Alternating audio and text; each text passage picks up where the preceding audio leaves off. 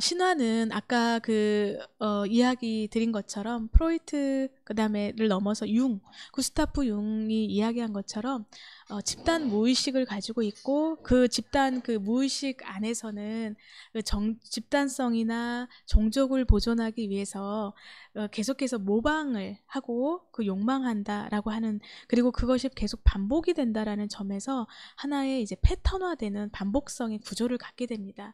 그래서 신화에 대한 그런 이해라고 하는 부분에서 우리가 상상할 수 있는 인간 욕망의 극한에 가까운 행위의 모방이다. 그러니까 아이가 어떤 성인 입문식을 하고 이니시에이션을 실현의 어떤 과정을 통과해서 성인으로 갈 때까지 이 아이들이나 혹은 유년 친구들은 계속해서 어른들이 했던 관습이나 그리고 다 이제 그런 부분들을 이해하면서 가거든요. 그러니까 우리가 보통 입사식이라고 하는데 이니시에이션이라고 해서 제의 혹은 통과 의례, 그 다음에 우리가 이제 문학 용어로는 이제 이니시에이션이라고 이야기를 하는데요. 어디 아프리카 부족이나 종족 본능에서 이 아이가 우리의 공동체를 유지하는데, 그리고 이제 공동체의 일원으로서 살 수 있는가 없는가라는 걸 판단하기 위해서 계속해서 거기는 시험을 거치잖아요. 가령 폭포에서 떨어지게 해서 그 두려움을 없애거나 살아남게 하거나, 어느 시점 나이가 됐을 때 창을 들고 어른들과 같이 그 수렵이나 어떤 맹수 사냥에 같이 끼게 하거나, 어떤 경우는 이제 몸에 이제 데칼이나 이런 걸 이용해서 문신을 새기면서 그것을 참으면서 너는 우리 사회에 우리의 어떤 집단성 안에서 집단성 안에서 그런 부분들을 욕망의 극한에 가까운 행위를 모방을 하게 함으로써 이제 종족이 되고, 그리고 이제 이해를 하게 하잖아요. 그런 점에서 이제 신화는 우리가 상상할 수 있는 인간 욕망의 극한에 가까운 행위의 모방으로서 의미가 있고요. 또 하나는 신화는 비유의 세계를 가지고 있습니다. 그 비유의 세계와 은유에 의해서 동일성의 예술인데요. 우리가 지금 첫 인사로 가을에 대한 이야기를 했잖아요. 계절을 인간의 삶과 계속해서 비유하고요.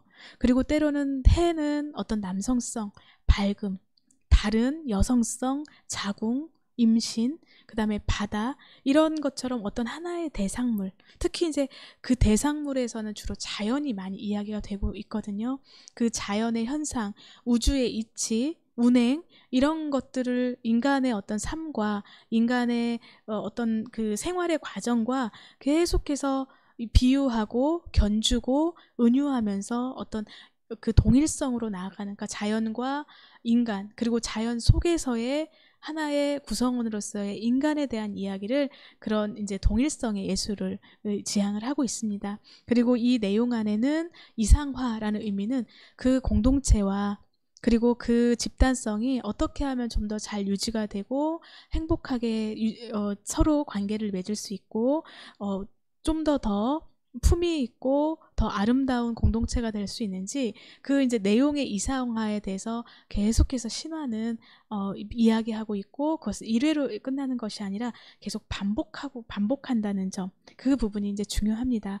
그래서 신화에서 중요한 그 부분은 일단 하나는 인간의 욕망에 대한 집단적인 축적이다. 두 번째는 인간을 둘러싸고 있는 자연이나 우주라고 하는 이법, 운행 원리, 이런 거에 대해서 끊임없이 견주고 바라보고 비추면서 인간 안에서 자연을 찾고, 그리고 자연과 우리 인간이 조화롭고, 때로는 하지만 우리도 인간은 언젠가는 또 자연의 품으로 또 다시 돌아가잖아요. 그런 점에서 동일성의 예술, 그리고 어떤 집단에 의해서 집단을 이상화하고 행복한 혹은 아름다운 공동체로 만들기 위한 이상화와, 그리고 그것이 반복되는 것, 그리고 이 신화적인 것을 통해서 소설들이 계속 플러스 마이너스가 되면서 유사성, 반복성, 그 다음에 서로를 비추는 그런 부분이어서, 신화는 어쩌면 우리가 살아나가는 이 과정 안에서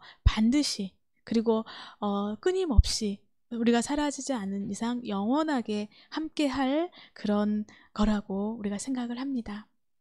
선생님들 그 지금 속도나 어떤 그 내용들이 잘 이렇게 전달이 되고 있는지 궁금하고 또 그랬으면 좋겠습니다. 오늘 이제 제가 그래서 신화 원형과 관련돼서 가장 의미 있는 그 학자를 한 명 소개해 드리면서 실제 우리 우금치 선생님들께도 이 비평의 해부에서 보여주는 어떤 문학을 혹은 예술을 이해하고 그 예술을 접근하는 방식에서 저는 하나의 참조점이 될 거라고 생각이 드는데요. 왜냐하면 우리가 비평을 한다는 것은 어떤 가치에 대한 싸움이거든요.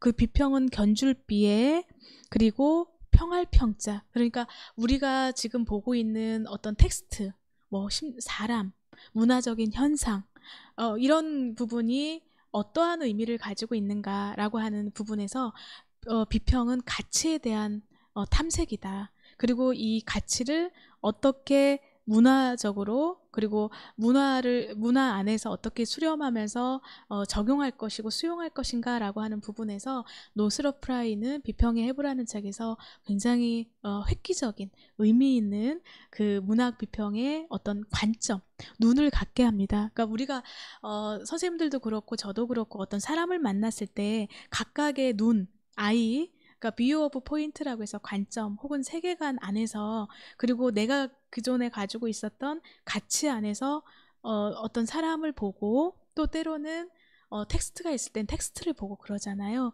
근데 예전에는 노스러 프라이 이전에도 이제 노스러 프라이 이전에도 그 문학에 대한 이해, 문학을 어떻게 해석할 것인가라는 부분이 있었지만 노스러 프라이 이후에 비평의 해부가 어떤 한 단계 굉장히 도약했다라고 이야기를 합니다. 심지어는 아리스토텔레스 시학, 지금도 아리스토텔레스의 시학은 거의 그 문학론의 문화 예술론의 처음 거의 시초다라고 이야기를 하는데 아리스토텔레스의 시학을 넘어서는 새로운 비평이 시작되었다라고 이야기하면서 뭐 호메로스, 셰익스피어, 그다음에 제임스 조이스 전 시대의 걸작들을 또 해부하는 문학 비평의 결정판이다라고 대서특필할 정도로 좀 많이 활용이 됐습니다.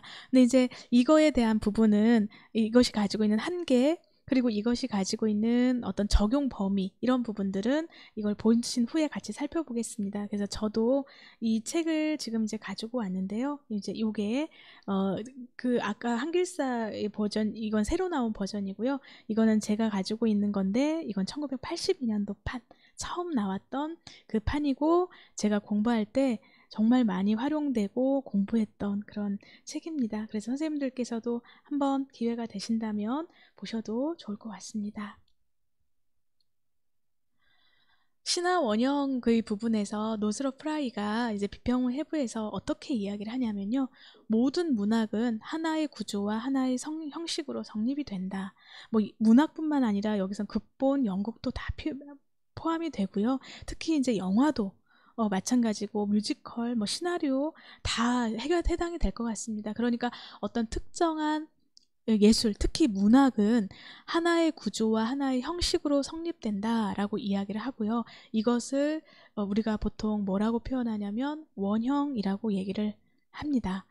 아키타입이라고 얘기를 하는데요. 신화가 가지고 있는 구조, 신화에 공통적으로 나타나는 불변적 특징을 원형, 아키타입이라고 합니다.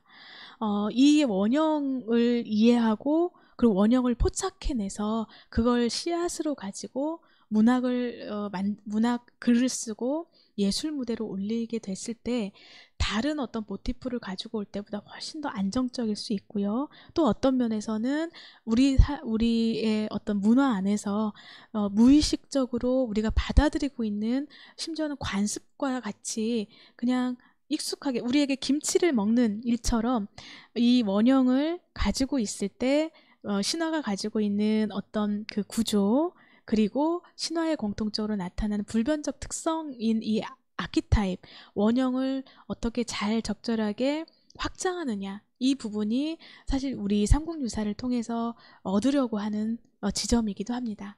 그래서 문학비평에서 신화는 궁극적으로 문학 형식의 구조적 원리, 조직 원리인 미토스를 의미하고요. 이때 미토스는 신화입니다. 그래서 문학 형식은 이게 시든 소설이든 그다음에 드라마, 연극 이 어떤 영역에서는 보이지 않게 신화가 가지고 있는 반복되는 그리고 원형과도 같은 어떤 그 독특한 문학 형식의 구조 원리를 차용하고 있다라는 뜻이고요.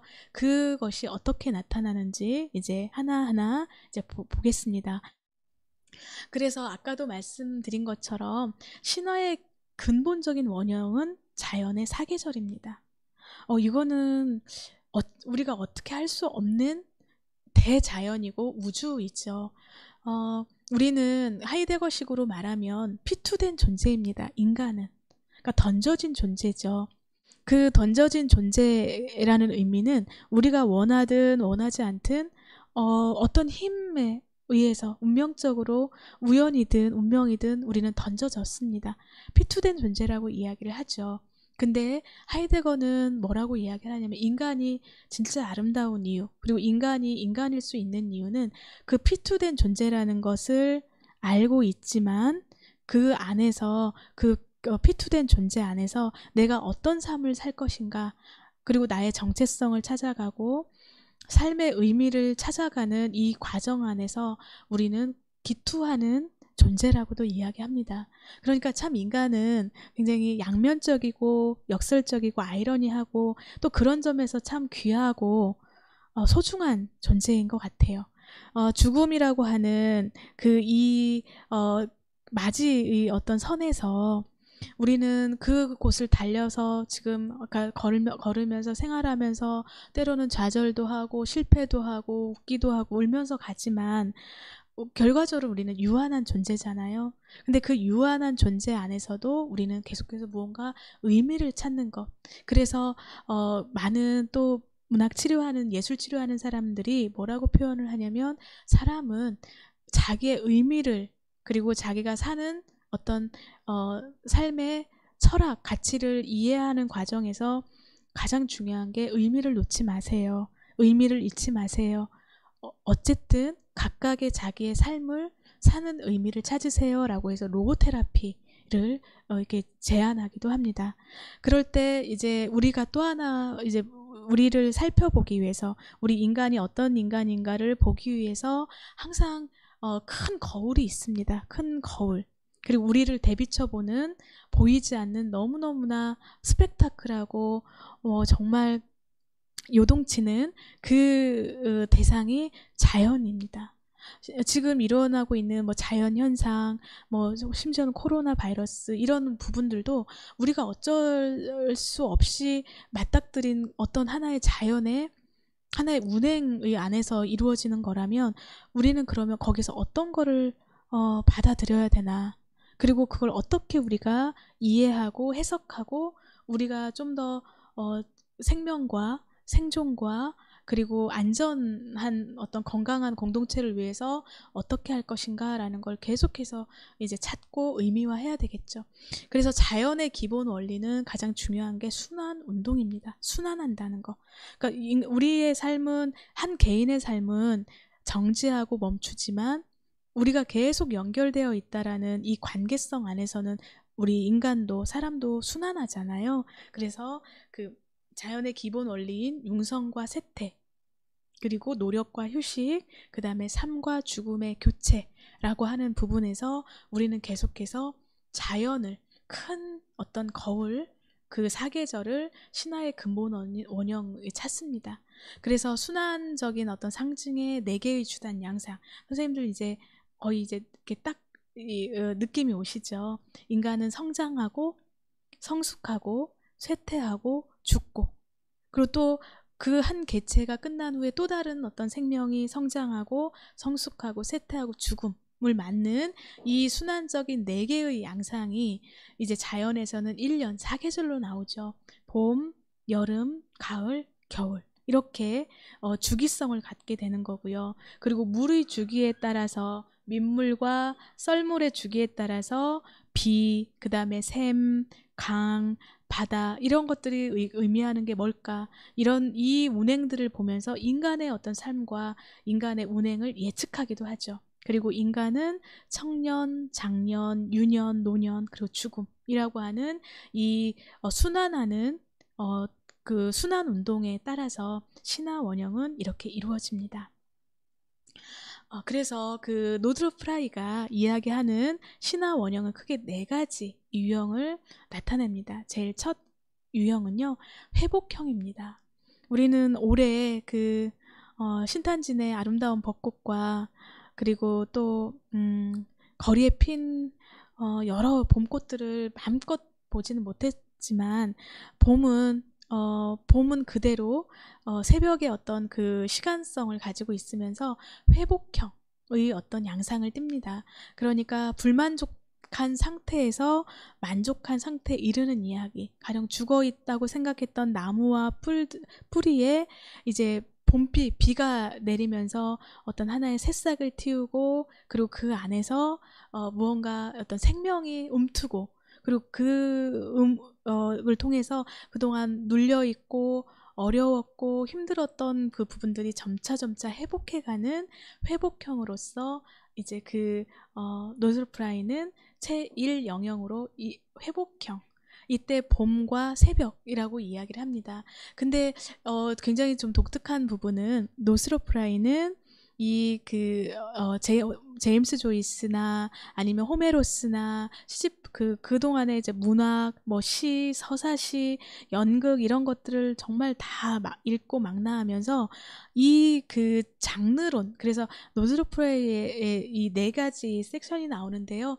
역사 양식과 윤리 양식, 그 다음에 신화 양식, 장르 양식, 이 4가지를 이야기를 하거든요. 그 중에 이제 가장 힘주어서 이야기하는 부분이 신화에 대한 신화 비평입니다. 근데 읽다 보니까 프라이가 보기에 희극, 그러니까 우금치 선생님들 만약에 희극을 준비한다 그러면 로맨스와 영광적이고 환상적인 시가의 형태가 주를 이루더라. 왜냐하면 희극은 즐겁고, 그리고 거기에서 어떤 그 발랄함과 생명력과 무언가가 이렇게 서로 우리가 흔히 썸 탄다고 하잖아요. 열광적이고 환상적이면서 로맨스의 어떤 그 지점들을 가지고 있는 장르들이 정말 많더라. 그 중에서도 글의 어떤 성격상은 희극이고 그리고 시가가 많더라 라고 하는 이 부분을 추출해냅니다. 그리고 또 이런 이제 부분에서 이제 그 제1형은 회복형, 봄, 새벽, 희극. 그래서 만약에 내가 그 장르를 희극으로 하겠다라고 하는 이 부분에서는 과연 희극에 맞는 그 장르적인 이야기는 뭘까, 이런 것들을 조금 생각해 보시면 좋을 것 같고요. 그러니까 신화 원형의 양상 제2형은 낭만형입니다. 낭만형. 이제 한껏 싹을 틔웠잖아요. 그리고 누군가를 만났잖아요. 아니면 무언가 좋아하고 막 이렇게 희망찬 어떤 이야기들이 막 생겨났잖아요. 그러면 이제 이상 세계 혹은 사랑의 세계에 대한 꿈을 갖고 부단히 움직이는 그런 이야기들이 나옵니다. 그리고 이때 그 낭만형에 해당하는 그 특성은 결혼 혹은 승리의 관계로서 희극적인 그런 목과들이 많이 나오고 있고요. 그리고 이제 로만스에서 전원 시의 원형을 이루고 있는 것. 그래서 폴 발렐이라든지 아니면 로만스에 관련된 셰익스피어의 희곡이라든지 이런 부분에서 낭만형과 여름 나타나는 것, 그리고 한여름밤의 꿈, 이런 내용 유의 이야기들이 그 노스롭 프라이가 봤을 때 그 여름 낭만형 로만스라고 이야기를 합니다. 어떤 의미에서 여러분 선생님들 그 돈키호테도는 희극과 로만스에서 왔다 갔다 하죠. 막 그 발랄함과 즐거움도 있지만 돈키호테가 그 사랑하는 그 대상 여자 아름다운 여성에게로 가서 막 부단히 자기의 꿈을 갖고 막 움직이는, 우리가 보면 좀 우스꽝스럽긴 하지만, 그리고 또 사랑이라는 속성이 그렇잖아요. 남들은 잘 모르고 남들은 유치해 뭐 그렇지만 정작 사랑하는 그 대상들, 사랑하는 사람들은 그 안에 쏙 빠져 있잖아요. 그래서 여기에는 이상적인 세계에 대해서 꿈을 갖고 부단히 움직이는 이런 전원시의 어떤 원형을 가지고 있다, 이렇게 보시면 될 것 같습니다. 가을. 이제 우리는 가을인데요. 이제 그 노스롭 프라이가 정말 수만 개의 그 문학 작품을 분석하고 읽은 어떤 상황을 봤을 때 이제 우리 자연에서는 이제 뭐 사과나 어떤 곡식의 열매가 열리고 맺는 그런 부분이지만 또 한편 생명으로 봤을 때는 상실형, 그러니까 점점 만족한 어떤 풍만하고 막 열광적이고 뜨거웠던 그 여름의 기온의 어떤 상태에서 점차적으로 이제 불만족한 상태에 이르는 그런 이야기들이 주를 이루고 있다고 얘기를 하죠. 그래서 여기에 나오는 이제 비극과 엘레지의 원형이라고 얘기를 하고요. 이 상실령에서는 가을에서 이제 장르적인 걸 봤을 때는 비극 이라고 하는 그 요소들이 많이 작용하고 있다고 합니다. 그래서 상실령, 가을, 비극이라고 할 때는 배반자. 왜냐하면 만족한 상태에서 점차 그 서사 구조를 비틀거나 슬프게 만들거나 애처롭게 만들거나 그렇게 해야 되기 때문에 배반자나 아니면 어떤 다른 세계로 이제 인도해가는 요정이 등장한다고 이야기를 합니다. 이제 네 번째, 이걸 보고 이제 좀 이따가 이제 그 삼국유사를 보실 텐데요. 사형은 선생님들 겨울 되면 어떠세요? 좀 실현의 의미, 그 다음에 겨울이 주는 그 의미는 실현형이라고 이야기를 하고요. 현실 세계에서 이제 좌절을 경험하는 이야기라고 얘기를 합니다. 그리고 여기에는 홍수가 막 나타나거나 혼돈의 어떤 신화들이 이루어지고 있고, 그리고 여기는 도깨비나 마녀가 막 등장하면서 이제 그 좌절을, 현실 세계에서 좌절과 실현을 경험하는 그런 이야기들이 주를 이루고 있다고 하고요. 이때 그 자연 사계물에 대한 모방으로서의 겨울, 그리고 그것의 양식적인 특징이 아이러니와 풍자라고 이야기를 합니다. 잘 생각해 보시면 춘향전도 이런 구조를 띠고 있죠. 춘향전의 어떤 실현형은 그게 계절적 배경이 겨울이라는 것이 아니고요. 인생에 있어서의 실현은 우리의 자연에서의 겨울과 비슷한 어떤 정조와 의미를 띠고 있는데, 거기에 풍자이 나오는 부분을 보면 춘향전에서 춘향이가 그 도깨비 마녀에 준하는 변학도가 이제 가을부터 등장을 하죠. 그러면서 어떤 비극이나 어떤 좌절의 실패의 어떤 징조들이 나타나고 겨울에 왔을 때는 현실 세계에서 좌절을 경험하는 그런 이야기로서 옥에 갇히고, 그리고 그 속에서 이제 그 어떤 세태와 그리고 그 당시에 어떤 가렴 주고 하는 유정자들에 대해서 풍자하고, 그리고 오히려 그런 위정자와 가렴 주고 하는 사람들이 더 떵떵거리고 잘 사는 이런 아이러니한 상황들이 이제 이런 실현형 구조에서 나오게 된다는 거죠. 그리고 이 봄, 여름, 가을, 겨울은 일직선이 아니라 계절이 순환하는 것처럼 계속 반복되고 순환하면서 어떤 인간의 집단성과 역사를 만들어 오고 있다. 그리고 그 노스럽 프라이가 봤을 때 모든 어떤 예술 작품들이, 특히 문학 작품들이 보여주는 어떤 장르적인 속성들은 이렇게 봄, 여름, 가을, 겨울의 어떤 구조를 띠고 있더라. 이제 이런 부분들을 이제 알 수 있습니다.